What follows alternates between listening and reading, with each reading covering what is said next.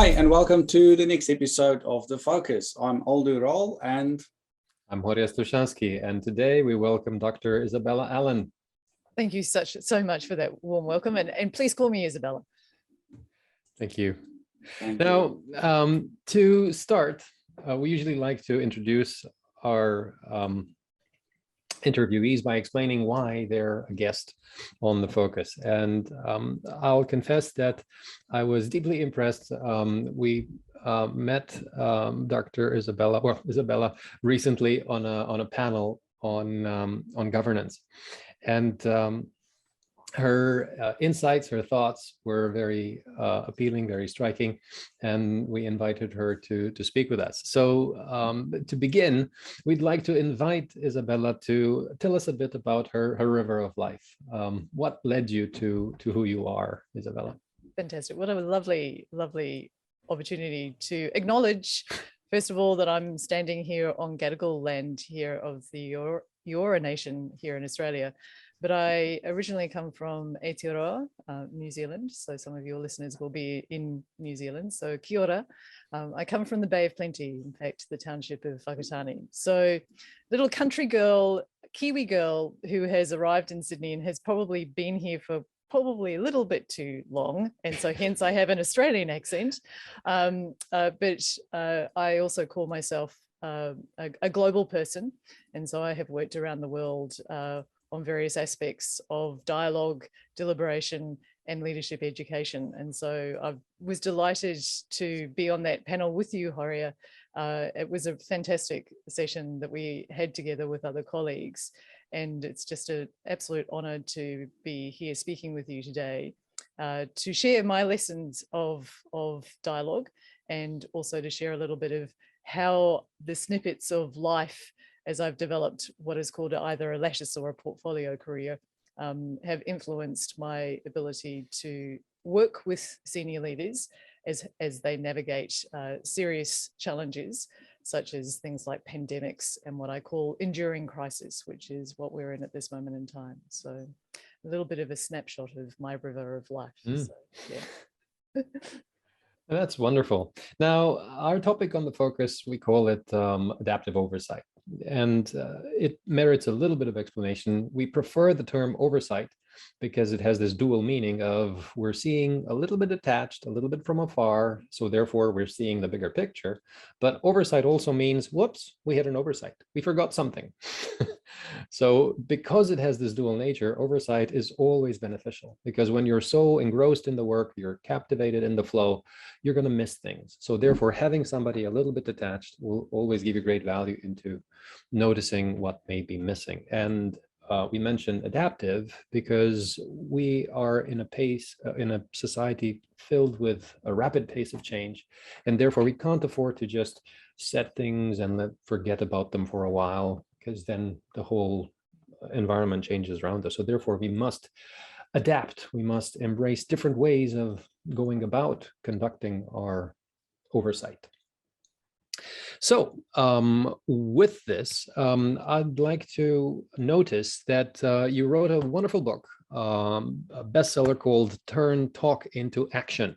We love the title, as it also conveys this intention of integrity in walking one's talk, and feel that's outstanding.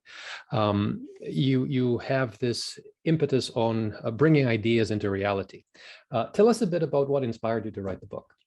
Well, I was inspired, particularly with regards to the title, by the leaders that I've worked with over the years in educating them on how to actually facilitate dialogue sessions, and inspired because those leaders have transformed, and it's just phenomenal to actually take people on a journey of transformation. And I really liked the oversight idea that you have, because when I work with the leaders, I talk about developing the ability to zoom out and then also zoom in. And so that ability to do that quite rapidly, I talk about helicopter landing, or then helicopter just lifting off from the ground, and that ability to do that quite rapidly, but also then spend time in either place is absolutely core. And in dialogue, the journey for leaders to go through that ability to do zoom in and zoom out when they're with a group of people is really, really core. And so inspired by the leaders I've worked with, and inspired by the fact that many of those leaders came to me in the first instance and said, hey, we've got this particular challenge. We need to do it differently, but we don't know how. How can we go about learning to do this differently?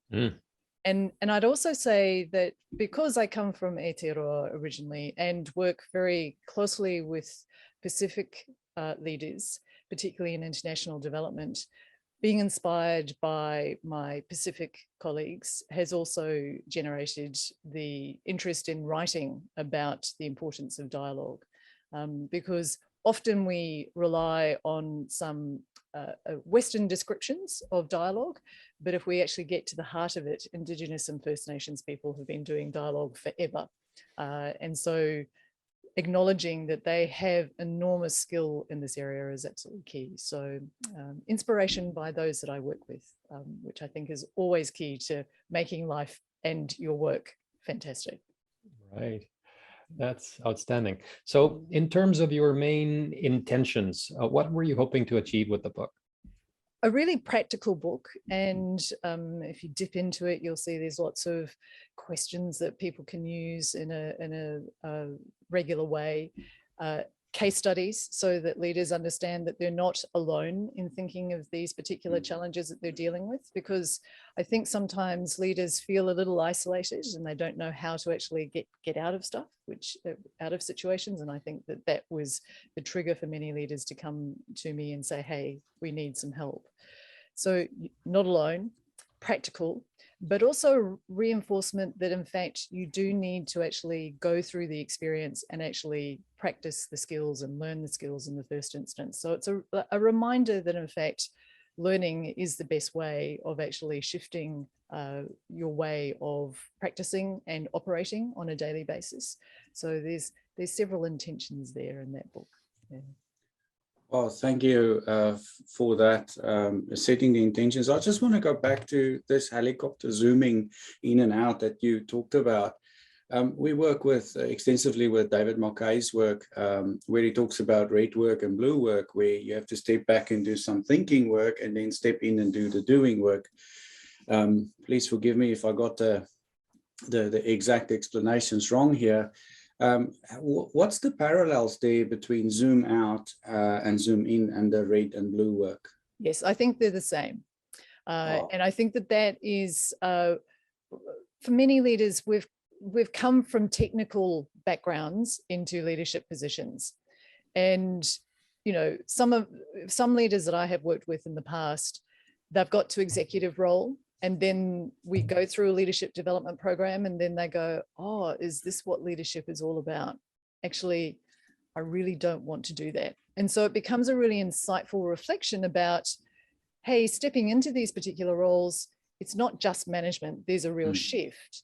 And so are you prepared to do that shift? And if not, then actually finding your comfort zone in that management role and that technical expertise is absolutely fine as well. And I think that we have really a great opportunity as millennial leadership comes into play as well, that it's already there, I should say, that ability to actually recognize that we all need to learn the zoom in, zoom out, but it's also absolutely fine to be technically orientated as well. Yeah. Now, sorry, I'm just following the energy and the lead here. So it's not only having the skill to zoom in, zoom out, it's also knowing when to do it. I think that's a real art, is, do I jump into excessive details now, or is that a conversation that I can wait for later? And in many cases, I've struggled even with some of that by jumping into the detail or not jumping into the detail, not reading the moment right. What's your thoughts about that? Yes, and I think you're spot on by talking about reading. And so when I work with leaders, we talk about clues and cues. And look, we're in a digital world having this conversation right now. And so it's reduced a number of the things that we can observe when we're working with others. But if you get really comfortable in the digital world, then you can actually go, hey, I'm listening to the words someone's saying. how can I actually delve a little deeper to actually find out what the meaning is behind that particular word? And so, you know, Horia's opening about oversight, really quite crucial. And then it's taken us down into deeper layers as we go further and further. So I'm sharing zoom in, zoom out, you've got red and you've got blue, and then we're going deeper and deeper and deeper. And I think that that is what great conversations are all about. It's that ability for everyone to listen, but also know that you can have the permission, that safety net, to actually dive a little deeper. And that comes by actually making sure you've got the right people in the room, that you're actually creating a safe place and space for people to be able to share what things mean to them. And yes, it's that ability to read the room and pausing when you want to jump in and go, let me just listen a little longer and just let me wait and see when is the appropriate time to do the deep dive into my zoom in. Yeah. So listening skills is quite crucial there, and we've helped a few organizations just their coaching capability to help practice listening skills. Those types of things are quite useful, is the ability to listen.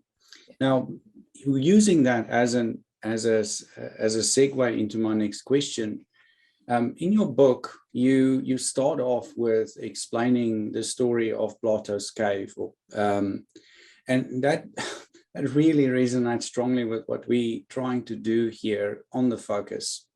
And that's that paying close attention to dialogue and appreciative inquiry, and making the habits out there that we notice, make it visible so that we can actually have dialogue about it. Would you please elaborate a little bit more about, we talked about listening, we talked about Plato's cave, the story about Plato's cave, and that habit or the skill to pay close attention to dialogue.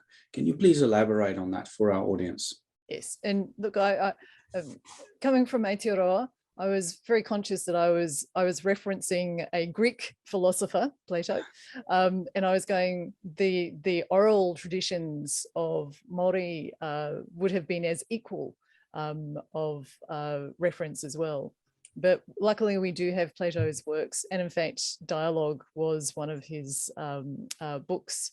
And so for me, Plato's Cave has always been something that has just resonated constantly over the years, to remind us that sometimes we get hooked into just seeing the same thing over and over again. And so in my research work, I look at heuristics and bias and the decision-making that leaders do, particularly around sustainability.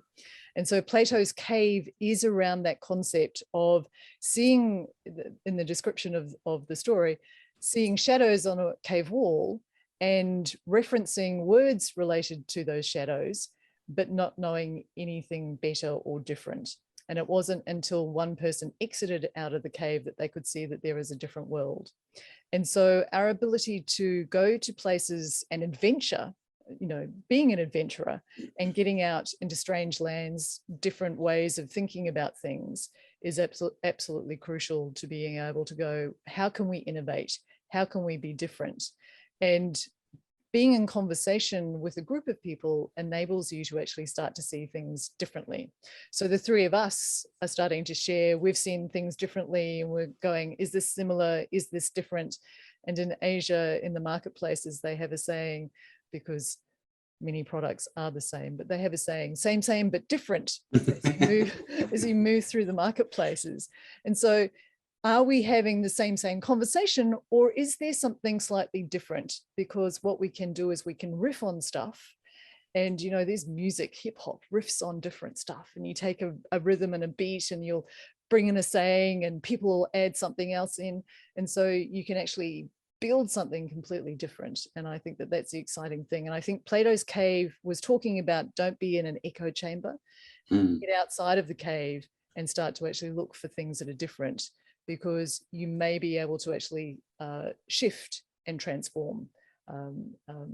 So yes, the narrators to the story of Plato's Cave do point out that the person that exited out of the cave, if you did come back and tell them, hey, you're only seeing shadows, they're not the things you think. And so traditionally in that time, they, you know, life and death always brought up. And the narrators in the story that Plato shares says that if that person had returned, they would have been killed because it would have been too hard for people to take on board that things would be different. And I think that that is that element of enduring crisis and uncertainty that we're dealing with. We actually have that opportunity to hear and understand, for instance, with regards to climate change, the science is telling us, hey, we need to pay attention. Yeah, yeah. No, I like very much this deeper reading into the details of the cave, in that on the one hand, we're saying the people in the cave looking at the shadows on the wall were somehow shackled in there. They were somehow constrained to be in there. And it takes great effort and courage to get unshackled and get out and notice. And therefore, when you're coming back in, there's this social pressure to shut up and come back and just be comfortable here looking at the shadows. Don't dare dream too much, right? So that social pressure, if you will, the beginnings of cancel culture were there 2.5 millennia ago, if you will, right? So at the time, you were saying people might be physically killed, but even social sort of exclusion is at least equally painful, if not equivalent in many respects in that way, because frankly, economic assassination is equally vile, in my opinion, right? So the tricky thing here is that when we're essentially excluding deliberately one voice from potential dialogue, we're losing all the benefits of that person's perspective and journey, and simply saying, oh, because such and such a person at such point in time, they said X word, now we're not even going to listen to anything that person has to say, as opposed to engaging in conversation and dialogue. And if the ideas have merit, then they will teach us something. And at the very least, they'll teach us, no, not that. That is not good. Yeah. So what are your thoughts on how cancel culture contributes to challenges of dialogue in the modern workplace? Yes, and to build on the perspective of searching out for examples where we are confirming our perspective, and so that's the reason why a person is excluded, and we call it confirmation bias. I think that that is really something that a leader needs to pay attention to, and no doubt in your coaching of leaders on their listening skills, that ability for them to actually learn how to hack themselves when they go into confirmation bias is really, really quite crucial. And yes, being in, when I talk with my American colleagues, I always giggle because they call it being an innie or an outie. And I always think of belly buttons for some when I read it. And so they talk about innies and outies. And yes, it has been with us for millennia. And you'll see it in small groups as to whether or not people are included or excluded. But we know that groupthink, which is that echo chamber, it's being in that cave, is extremely dangerous.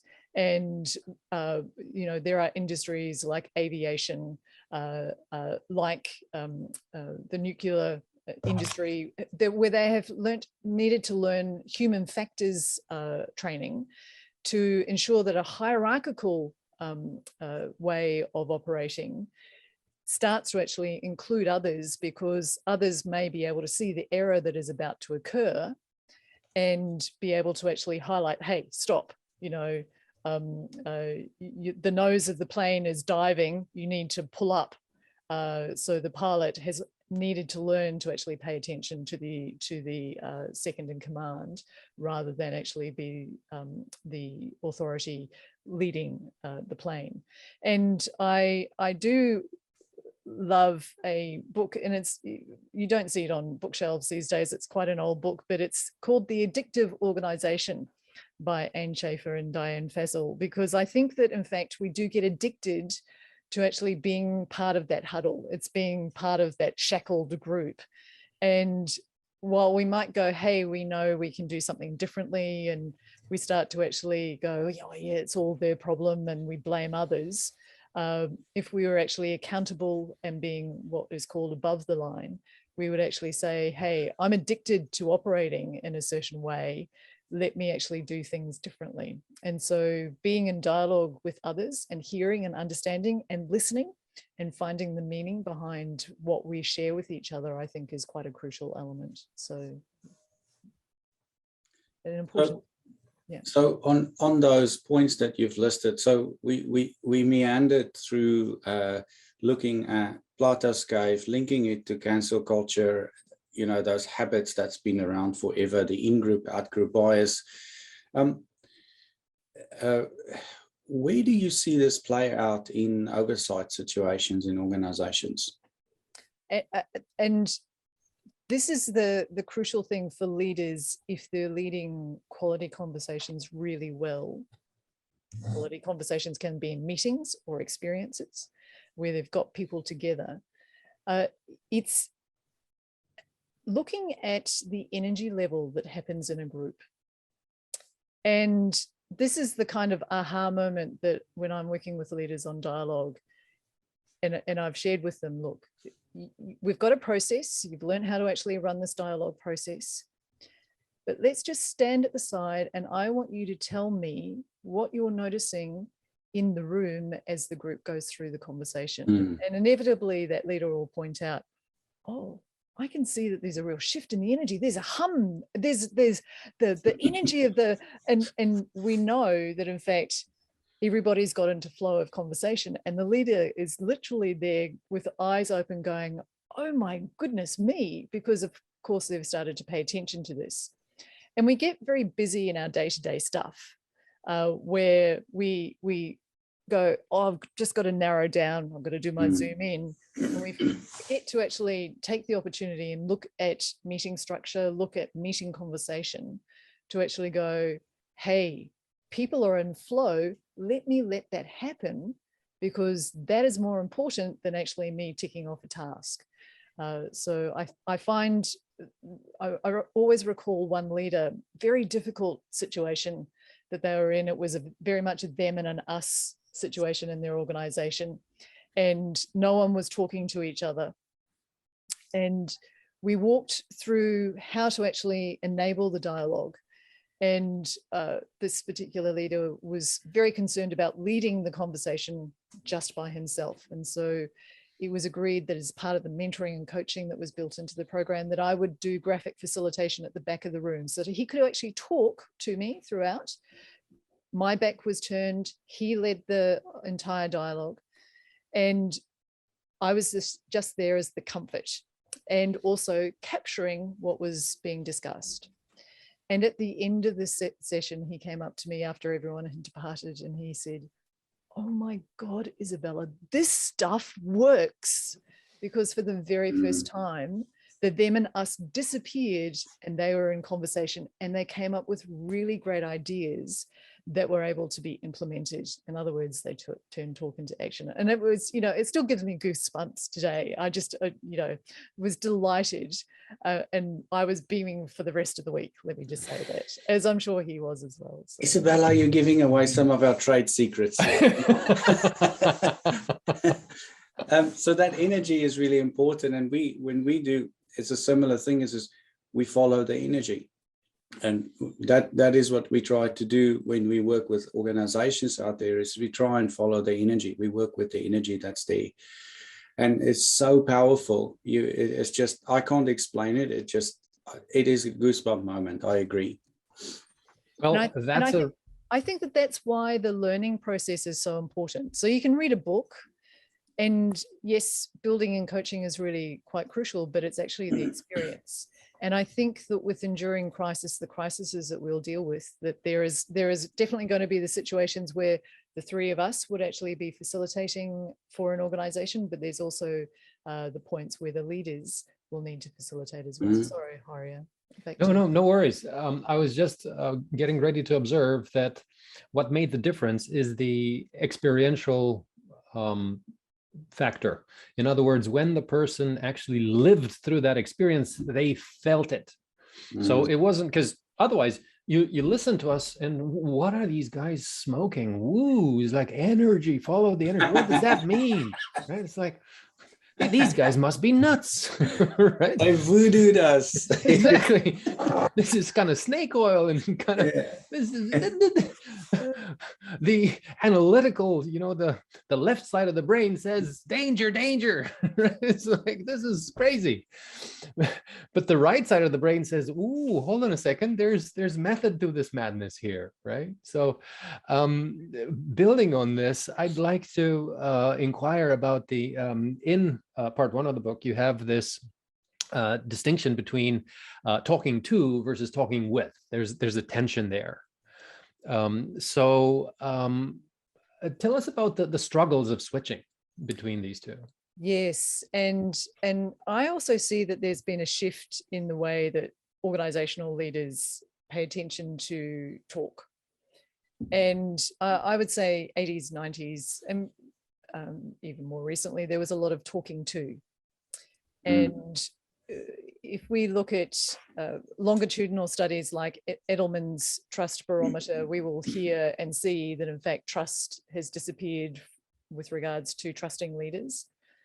And even more so in the pandemic, particularly if those leaders were what was called talking heads.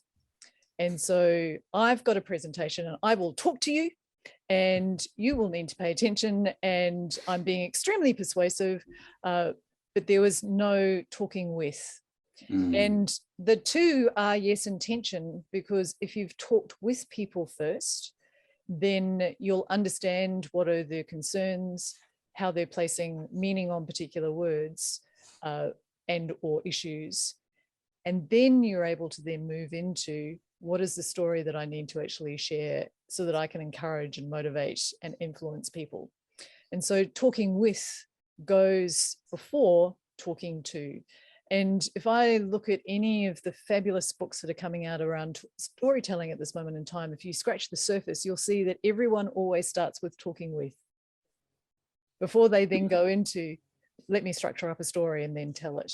And so talking with, to a certain extent, needs to be the first thing that we do. That's really insightful, the talking with part. Now, the talking heads, just as a side note, it sounds like some pop band or rock band out there. And I think the talking with gives you the right type of approach when you want to deal with people. It gives you information. One of the things that we've uncovered with the adaptive oversight journey is that the tension between practitioners and the oversight group or community is very much traditionally been from that talking to, they talk to, but it's just a vacuum in between. And we've seen some really interesting behaviors when we switch that specific phenomenon around, is to, why don't you embrace the each other? Let's talk with one another and find out what is your job and how do we influence that, and what is my job and how do you influence that, and where are the sticking points. So our whole approach for adaptive oversight is about establishing those foundations of the talk with narrative than the talk to. So thank you. That's really a very good insight there. Thank you. Yeah, this brings us to the next point of inquiry for us, is that in dialogue with someone, we're essentially confirming that our grasp of meaning is matching. In other words, what you're using words to describe and what I'm using words to describe hopefully kind of meet in the middle. We mean the same thing, as opposed to, oh no, you were meaning this and I was meaning that. Therefore, it was not really a misunderstanding. We just didn't understand each other, right? Yes. So therefore, meaning and understanding are essentially vital to our next evolution. I mean, some people use the term Industry 5.0, but whatever number you put in there, what's your view on this? Would you expand on that for us? Yes. So my kind of aha moment of the importance of finding out meaning and therefore increasing your understanding was I was facilitating dialogue sessions in the USA on health. And as we know, health is a particular issue for all of us, and in particular the USA, particularly the regulation and how they support. And there was a question that was posed, an inquiry question posed, and the sharing around the circle that went on profoundly clunked into place as to the perspective that Americans bring to the way that they work and live with each other. And being that little Kiwi rural girl that was sitting there in this really massive auditorium facilitating conversations, I realized my meaning to words was completely different to what was actually being discussed. And I think that that is one of those elements that's really quite crucial to think about. Are we actually having people who are different types of leaders leading conversations? So that they're building their experience in how to do this. And when we are from a different nation, or if we're from a different place, so is someone from Bay of Plenty leading a conversation in Auckland, we can actually bring different perspectives to actually go, hey, I've now increased my understanding by listening to a person from Auckland or Bay of Plenty, and even across the ditch, Australia and New Zealand will have different meanings and approaches to things as well. With regards to the second part, which is that aspect of, and you'll need to remind me, Horia, of your question so that I can jump into it again. Okay, so the question is, how does a better understanding of meaning fit into Industry 5.0? Okay, great. And so let me go to Industry 5.0, if I can. So I worked in telecommunications, early part of my career. So it was the time where both Australia and New Zealand were rolling out the broadband cables. And I always reflect that we did not know what was coming down the line in rolling out those cables. But we used to have, and here in Australia, we used to have a futurist on staff. And he would explain, in the future, Isabella, we're going to have these TVs that will be flat, because back in those days, it was like the big, thick telly. And he said, you're going to point a remote at that TV and it's going to actually be able to, you'll be able to click on it and automatically your credit card will be charged and your pizza will arrive in 20 minutes. And I went, whoa, okay.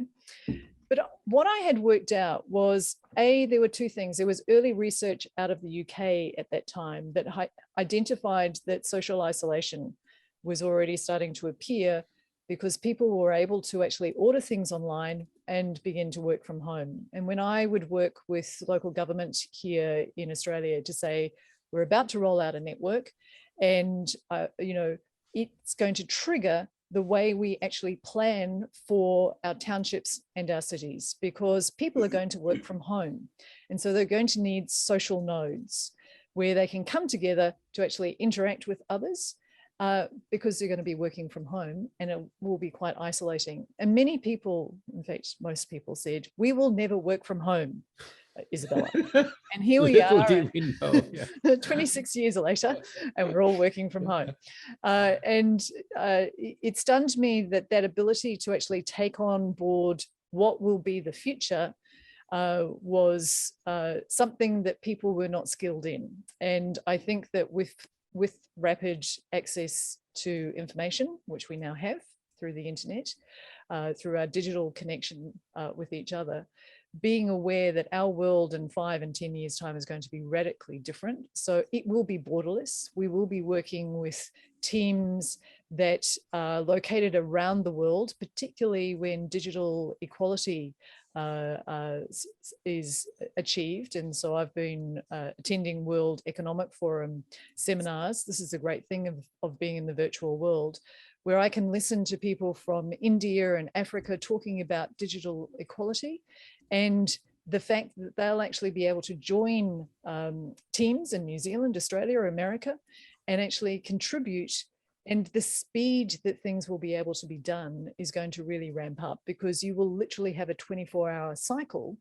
And I experienced that myself in part of my career, where doing international travel, had to actually do a major paper for government here in Australia. I'd work on it during the day in between meetings. I'd then share it with a senior colleague. He'd then work on it. Because we were in 2 different time zones, we were able to get this really important paper out in a couple of days. It was just phenomenal. So 5.0, whatever industry we call it, and Mervyn King and John Kay have pointed out that, you know, we will be working in radical uncertainty. I call it enduring crisis, because we do have these shocks that we're going to have to deal with, and the multiplier effect of climate change will mean that we're going to have to rapidly shift and be very agile. And so our decision making about that is going to have to be very agile as well. That's really a fascinating description of Industry 5.0. I just have a follow-on question. Linking to what you said in the beginning about learning from Indigenous people. And I think part of the big challenge that governments and organizations is going to have is to be able to keep up with whatever the pace is going to be, but also not alienate or push minorities into this may be quite contentious, so but also not marginalize them. So what is it that you think can be done in order to avoid that specific marginalization of minorities? Yes, and I think that dialogue has that ability to actually include, and I've got 2 case studies in my book that I refer to. One from a university situation where there was a perspective that people would not dialogue and talk, and in fact it was a perspective built on probably a lack of understanding. But the experience of going through dialogue and leading that particular group demonstrated that everybody is really happy to actually get in conversation when given the opportunity. And so including those people, and I think that refers back to what we talked about earlier, and that cancel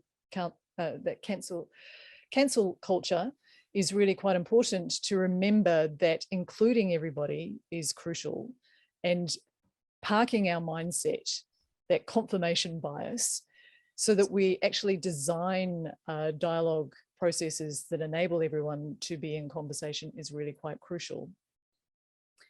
And once again, I've forgotten so quickly, Aldo, if you might be able to just remind me. Just wanted to link the marginalization of First People or Indigenous people in the Industry 5.0 context or industry. Yeah. And the second case study in my book is about Karabas, which are the citizens of Karabas.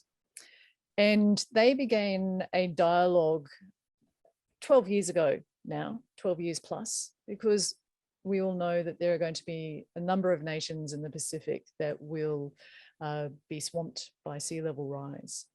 And the president of that time realized he needed to begin a conversation with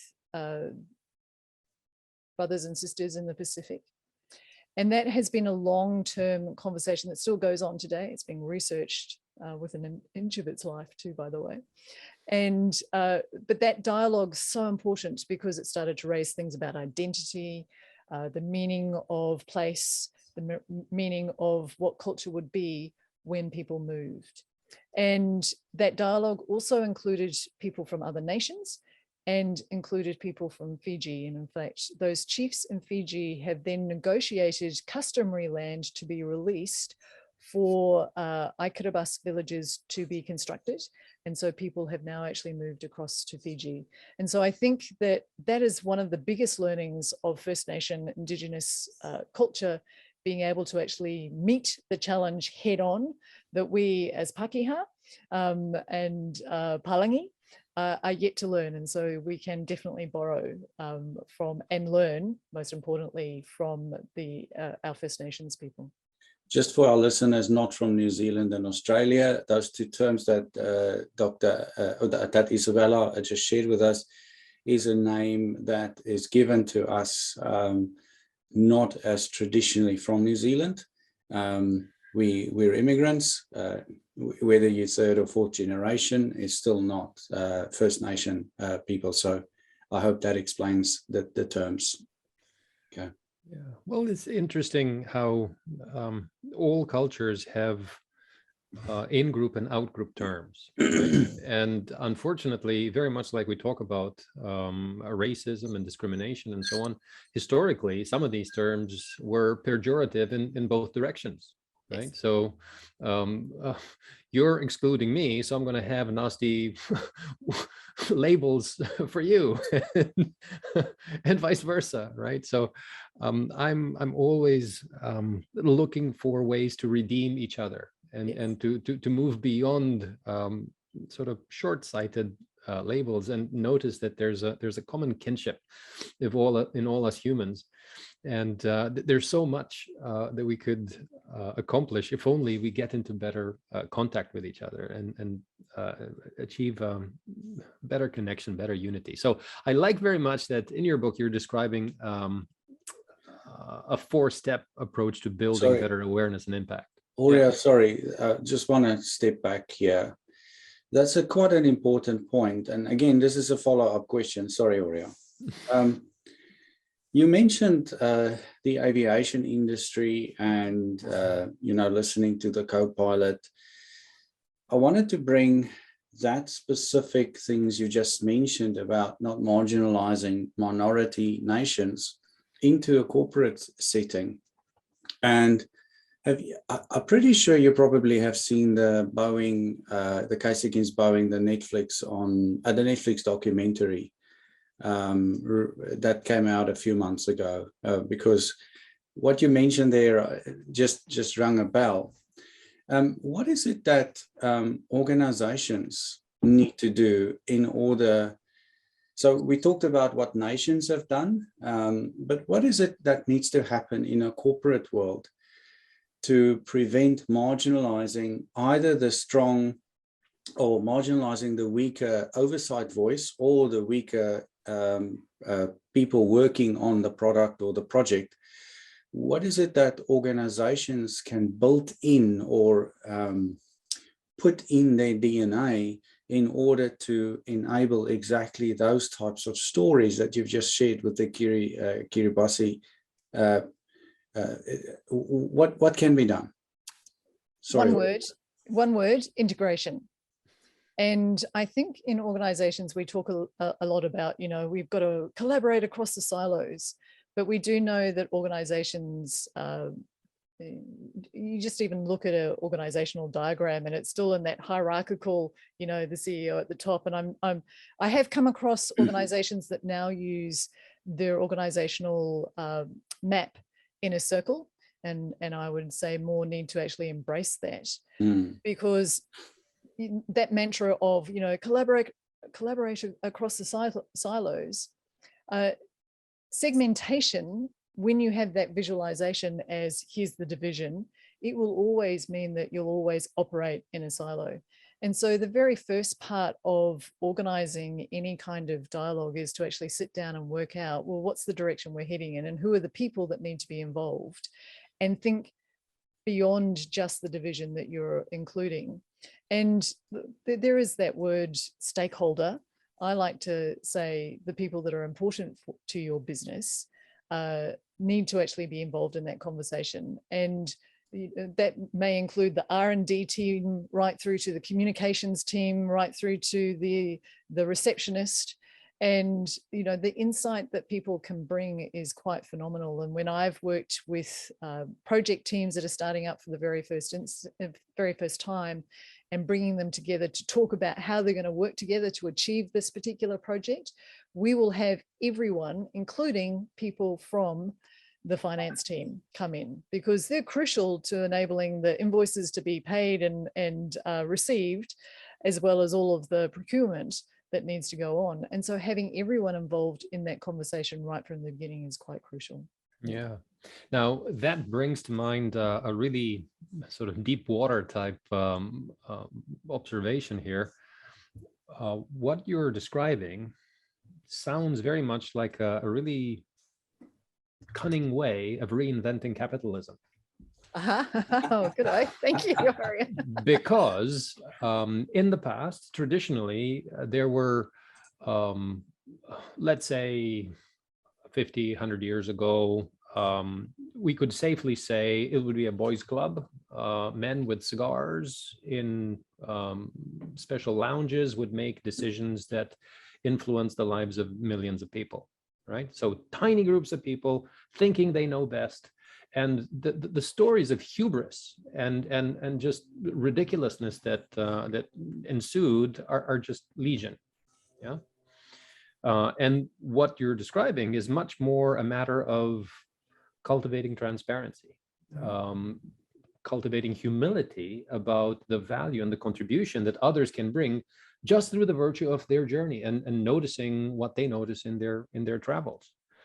So in this way, you can actually potentially achieve much better outcomes into the future by not only having a voice for the people that traditionally we didn't care, we didn't look at, yeah, but also that voice is actually impactful and effective, and that seed of dialogue is actually then creating a lot of value for everybody to enjoy. So we're potentially forming a much better future for humanity. So we could snatch victory from the jaws of disaster, if you will, if only we embrace the possibility of redemption and transformation from within. So the clincher question here is, how do we help people to develop that humility that enables them to bring the right people into the conversation? I want to, sorry, I just... Let Isabella deal with this, please. Aldo, you can jump in. I want to add a little bit thing on the back there is that without falling into tokenism or virtue signaling. Yes, really good points there, Aldo. Yes, and I think that is the ability to develop wisdom, and so there are sub conversations within sub conversations to a certain extent, and when we know we've got conversations happening on a regular basis and they're quality conversations, then we actually realize, these are the people to actually include, and we call this network science. So who are the people that are connectors, and who are the people that are actually quite comfortable to stay in their place? But the connectors will say, hey, you need to include this person and this person, and they'll know who's actually talking about what, where, and when. And if they're a global connector, they will know, right, you need to actually include these people from here and here. And that is that aspect of the borderless world becoming so much faster for us to enable, for us to connect.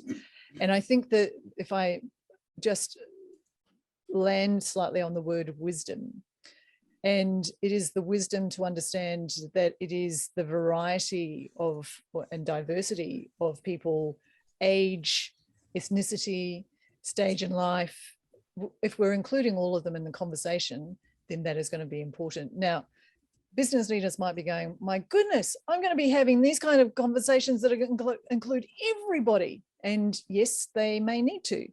And so I was one of 25 facilitators that led a 250 person conversation in Canberra that had been organised. By the way, there were an enormous number of PhDs that came out of it, and they were all in the back room listening and processing the data that was coming through. But the 250 people that had been chosen to be in dialogue had been randomly chosen. And so there are methods for business leaders to ensure that they can actually get that diversity by randomly encouraging people to come in to be part of the business conversation that they may be leading. And I think that that's a really powerful thing, so that you're not actually locked into mindset to confirm these are the only people we want to talk to. Thank you. Sorry about jumping in there, Horia. You can carry on with your next question. What I do see is, even though the intention sits there, you still get a lot of tokenism and virtue signaling. And that's even more incessant and more dangerous than anything else.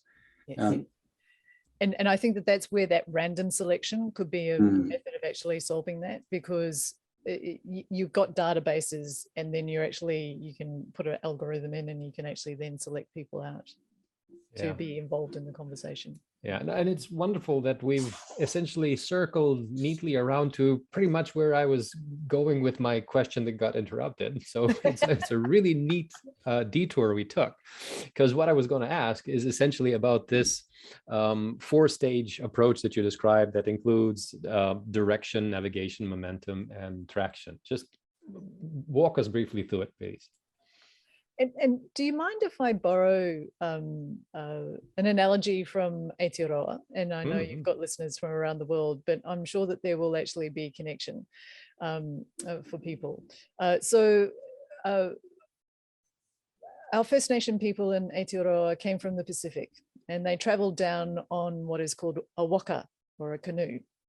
And so any chief that was about to lead the great journey across the oceans would actually sit with colleagues, and they would work out what day we would leave, who would be in the canoe or the waka, what provisions needed to be stowed, who were the great brave warriors that would come on board and would do the rowing, because it was tapu for women to actually pick up the oar, and what direction were they going to actually take in order to actually get to Aotearoa. And so as leaders, we need to identify all of those things. Where are we heading? What is the plan of meetings that I need to help not only lead myself, but there may be members of the team that might actually hold these conversations throughout the year. Why are we heading in that direction? What is the trigger? Because much of the movement in the Pacific was either triggered by, hey, we're running out of food, we've got to move, or I've got an adventurous spirit and I've heard there's a great place called Aotearoa and I'm heading on down there, because there was a lot of movement backwards and forwards from the Pacific. So where are we heading is absolutely crucial. What is the North Star? Where are we heading? But then we need to understand that once you're on the journey, you've got to navigate all of the pitfalls that will come across. And so, you know, traveling oceans, you're using the stars to actually navigate, but a whale might just actually pop out, and those shocks are things that we actually have to deal with. And you know, any warrior worth his salt will probably have a bit of a fright and go, oh, what was that? And any great leader will probably go, hey, I can see that that person's not dealing with that too well, let's, you know, shift them out and get another person in to do the rowing. And so what are the fears that are coming up for a particular group, and how are we going to actually, as a leader, help them navigate those fears that are triggering them to react and get a bit agitated? What is the energy that I need to actually shift? So we're using that energy word again as a leader, so that in fact people can embrace this. And, you know, Winston Churchill, let's just go there for a moment. You know, any great crisis, there's always going to be a silver lining aspect of it. But navigation, how are we dealing with those shocks, and how do we actually move through them comfortably? And that is where momentum is really quite crucial. And no doubt there were phenomenal songs that everyone actually sung, and you can imagine that the oars are being actually used, and there would have been a click on the side of the canoe to actually get the drum beat And no doubt there would have been some amazing wahine or woman that would have actually also sung a song to help the warriors as they journeyed across, because you can't rely just on a current or the wind to actually take you down. And so when we get into flow, what is it that will help us come up with new ideas to actually deal with a challenge that has either come up, the whale, or is something that is triggering us to be challenged by the direction that we're heading? How can we actually come up with the ideas? How can we get into a rhythm together and be in flow? And then, of course, once we land, let's make sure we put out a stone or an anchor to actually anchor us. And so we've got to make that decision about what are the best ideas that are going to actually take us forward to actually resolve the problems that we've got, that we identified in the direction. And so that decision-making process is really quite crucial. And my advanced readers in my book pointed out that they really wanted to do a deeper dive into that. So that is book 2. It's coming out next year. That is Together, about our collective decision-making. But all 4 of those stages are actually crucial. And as a leader, thinking about the waka, the group of people that we have in our canoe, and how we're helping them navigate that big journey is quite crucial, because we do want to actually get traction. We do want to have an anchor, because of course, with wicked problems, with crisis, we're going to have to come back and we're going to have to revisit these things. And so we're going to go through the process again. Yeah, absolutely. Thank you. That's been very, very helpful. So I'd like to jump a bit and ask, what keeps you curious about this world of oversight? Working with leaders and nudging them ever so slightly to see things in a different world, and being curious as to why they've put things and meaning and understanding around certain things. And of course, the interaction of organizations as they partner or they collaborate, I think is really quite a crucial element as well.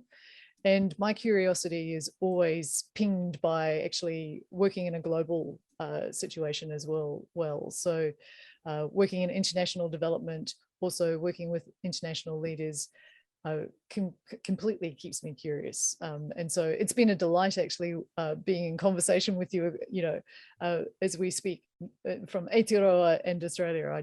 The power of this ability to talk in a digital space is just profound.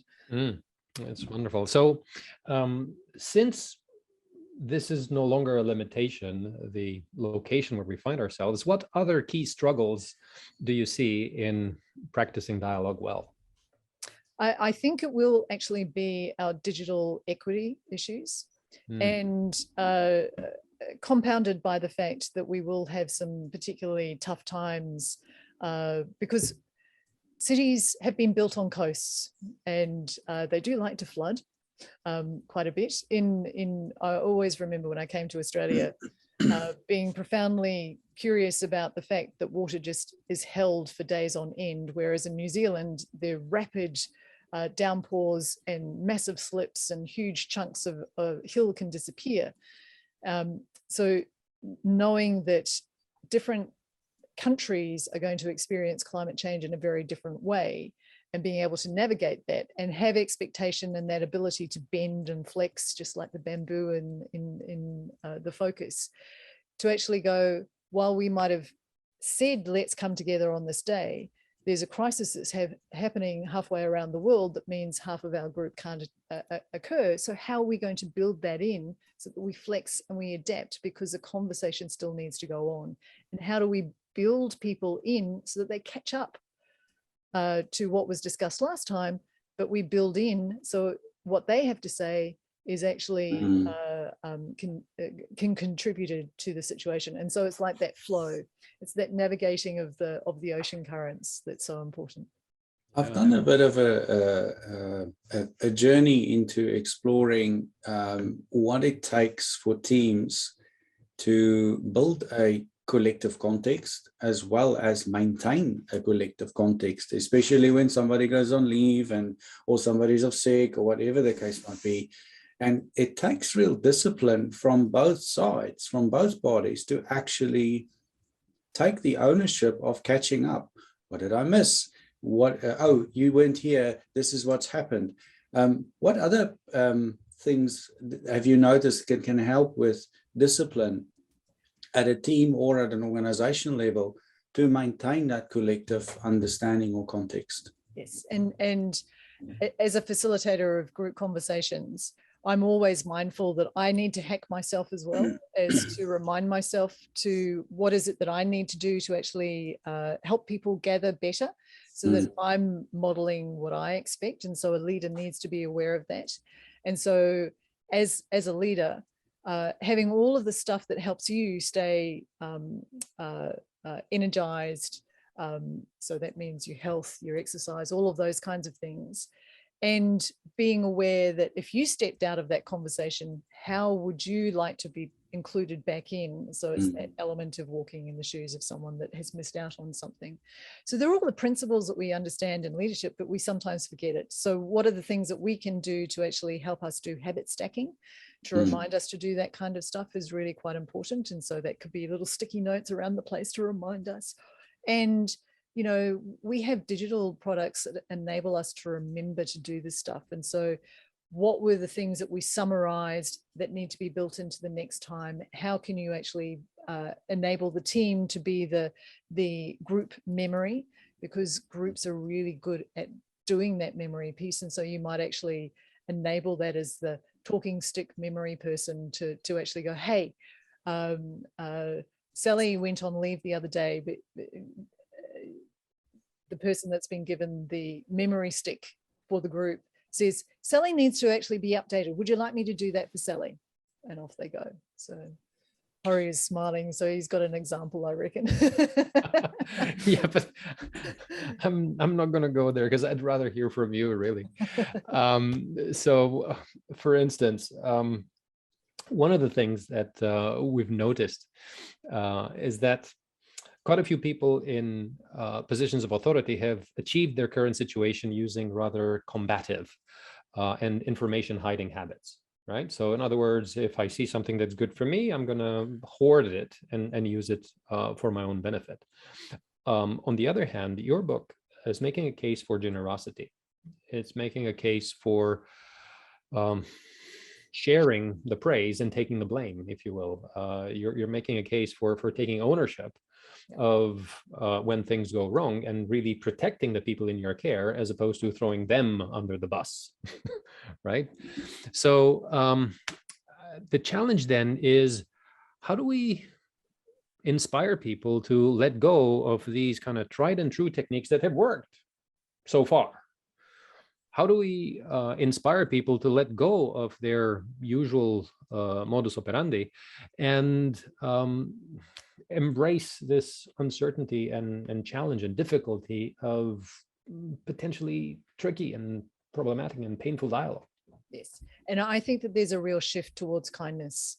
So we're seeing it in our political leaders. You've got a prime example in New Zealand. We've just elected in a new political group that have also re-emphasized the importance of kindness, and even their tone. I was talking to someone yesterday, even their tone and their way and their approach is so totally different to just even a couple of months ago. And I think that that's quite crucial if we realize that we've got to work in collaboration and partnership, that element of kindness is so crucial to enabling better partnership with others. And we know in organizations that we can't do it alone. Yes, there's a competitive edge, but there's already shifts starting to happen where we know we've got to work in partnership with each other. And decision science and game theory have been studying this for years and years and years. And so I'm heading into the territory of the next book. I should stay with the latest book. But, you know, so the prisoner's dilemma. And so here we come into talking about Plato's cave again, because those that were stuck and shackled in the cave were in fact criminals. But if we look at prisoner's dilemma, we know that if people are operating in a collaborative way up front, in other words, they are sharing information, they're not hiding information. If collaborative game play occurs, then it will actually encourage collaboration in the other side. However, if competitive tactics are used right up front, it plays out competitive against competitive. So we've got a shift that's actually occurring, and I'm delighted that we can start to see that. It's how we actually hack ourselves when we want to go competitive, so that we don't go tit for tat. And that is that aspect that is explored in game theory about tit for tat. You know, if you play competitive, I'm going to play competitive back. So how can we actually keep on building collaborative? And that's where dialogue is at the core of all of that right up front. Aldo. So I'm just want to put a different hat on here, and Edward de Bono, I love the six. okay. I've got so you talk about this collaborative approach to engagement, but even that can be gamed, and you can pretend that, oh, I'm collaborating and it's so wonderful, and then when the moment is right, you are that snake in the sleeping bag that just strikes. You know, the hidden. Sorry, it's just a metaphor that came to mind. Australia, whatever. What can you say? Anyway, it's just not a brown snake. Okay. It's just I'm still it's still down to the individual to be true and honest about that, and not game it, not do the tokenism, and not do the virtue signaling. Yes. How do you guard against that? Yes, and I think that systems have relied on regulation in the past to be able to actually do that. And if I use the example, greenwashing is a prime example where organizations will say, hey, we're doing all these amazing things for sustainability, aren't we fabulous?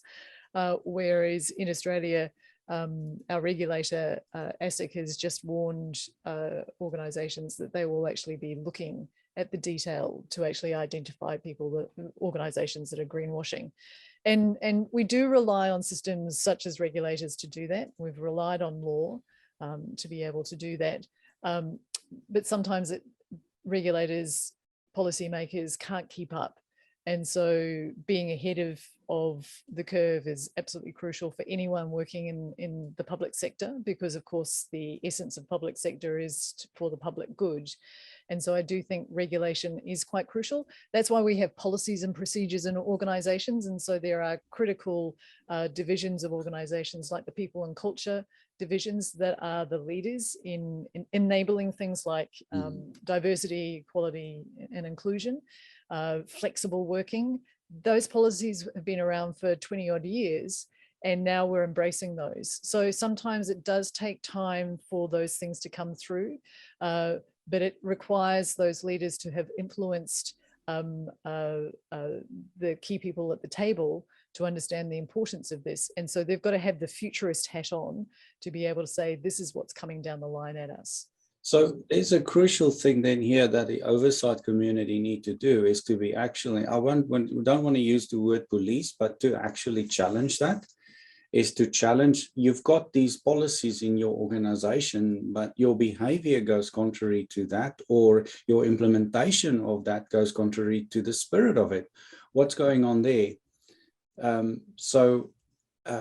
think from an oversight perspective, we miss those opportunities. If you're an oversight practitioner, what can you do to speak up and call out those things? Yeah, and I'd suggest the community to also look at behavioural insight work, because there are small ways of nudging individuals, and you used the word nudge before.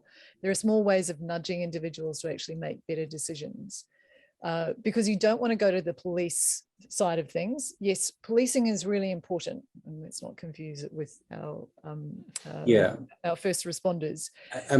Mentality, yes. Yes, that's right.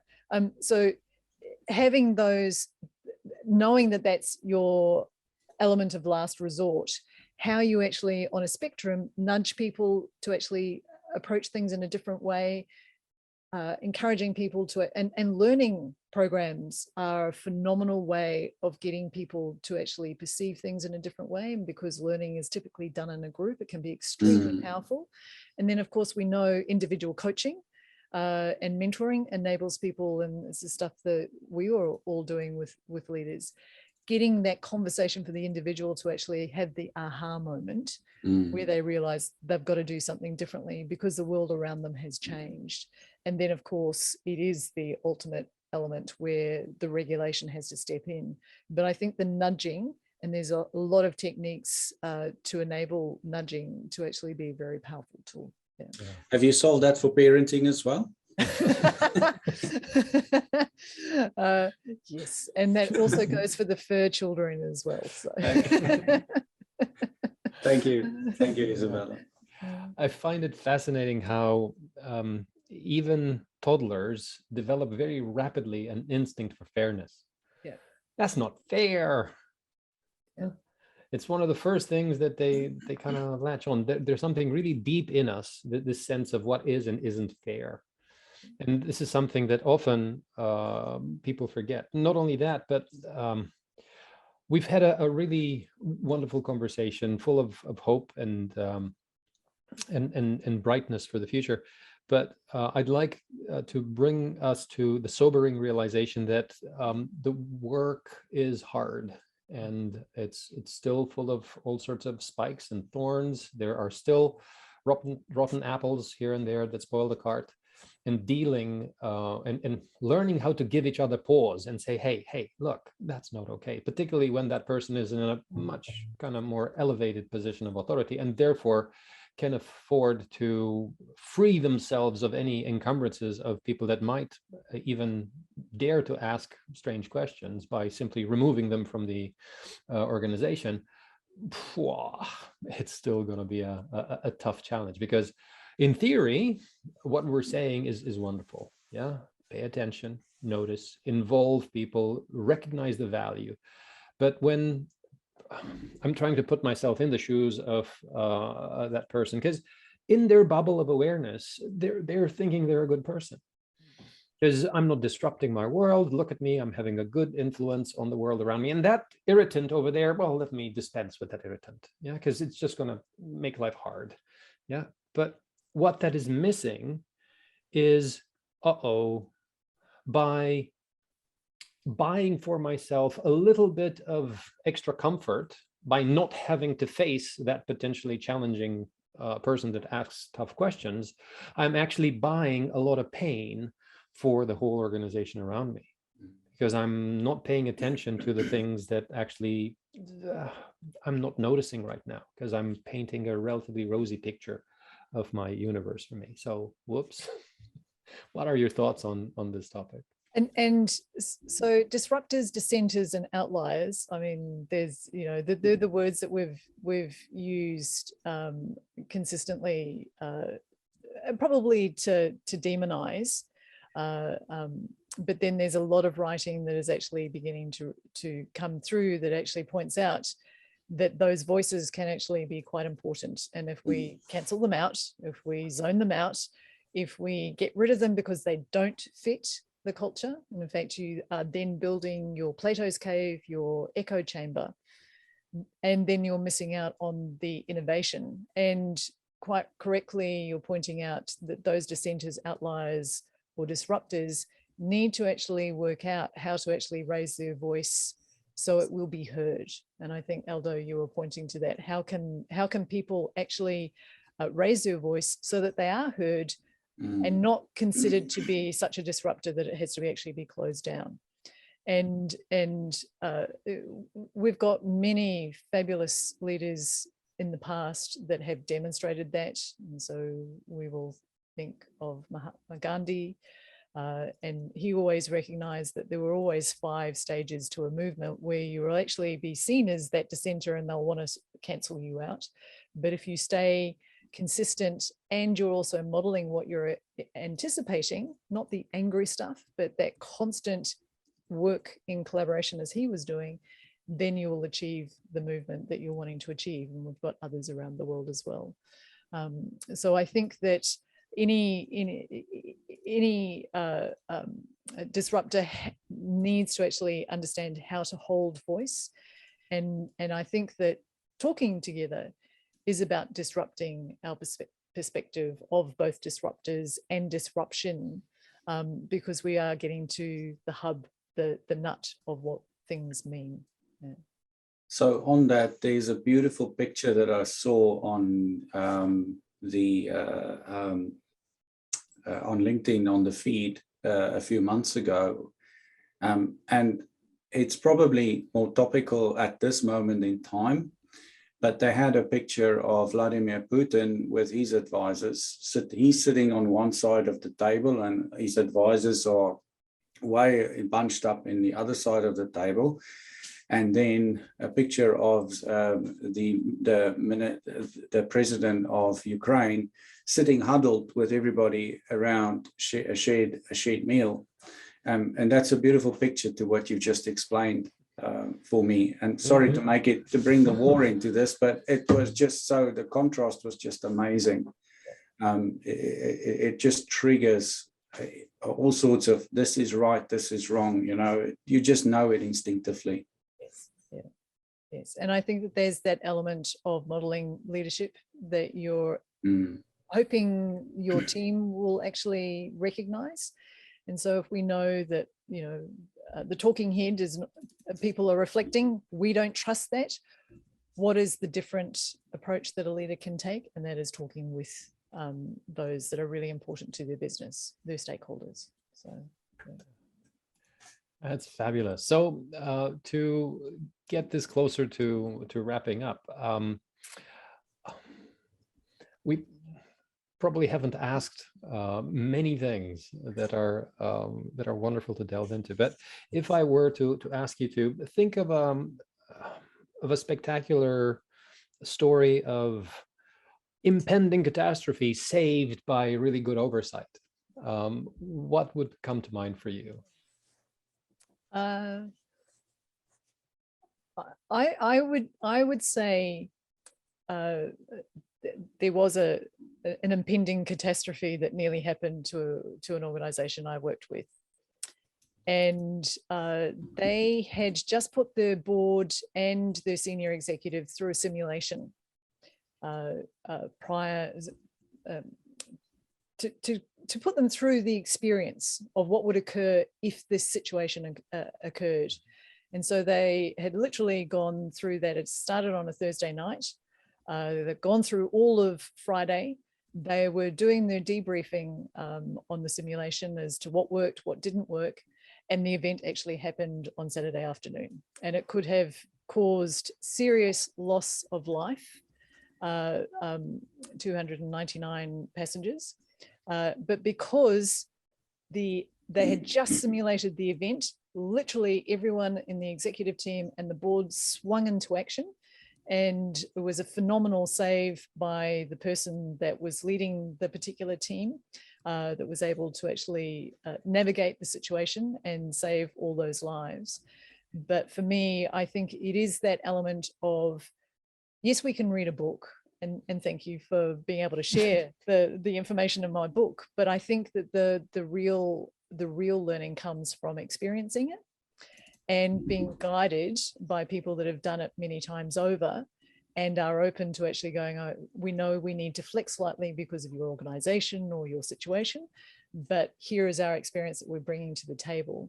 And I think that that learning process is so crucial. And so learning and coaching is so crucial. So that simulation demonstrated learning is a crucial aspect for every leader to actually go through in order to actually deal with the challenges that are coming down the line towards us.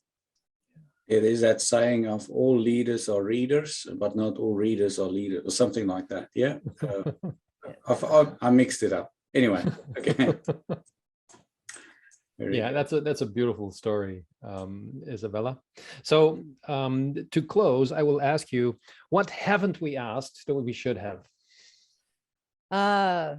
Oh, there's always so many things that I could dip into. You know, emulating the perspective of engaging with others. I think the fabulous advice I got from my advanced readers is they really wanted to do a deeper dive into the decision-making part of the 4 stages. That is next year. And so I'd be delighted to come back and speak. Absolutely. We'll combine those 2 elements sure. going forward, because I always think that things are a journey And yes, that my book is really important as a contribution to the aspect of dialogue. But we know that with enduring crisis, the radical uncertainty that we're going to experience, we're all going to have collective knowledge that can contribute going forward. And I think that the more conversations that we can have like this enables us to actually share the knowledge and enable us to actually bring more people into the community as well. So that would be my parting gift of commentary. That's fantastic. Thank you so much. You're welcome. Thank you very much, Isabella. This has been a really insightful exploration, and thank you for your insights and your thoughts about this domain that we're exploring. And thank you for your time. Oh, you're most welcome. It's been a delight speaking with you both. Thank you. Thank you. Deep gratitude. Thank you, everyone. This is Alderol and this is Horia Soshansky. See you next time.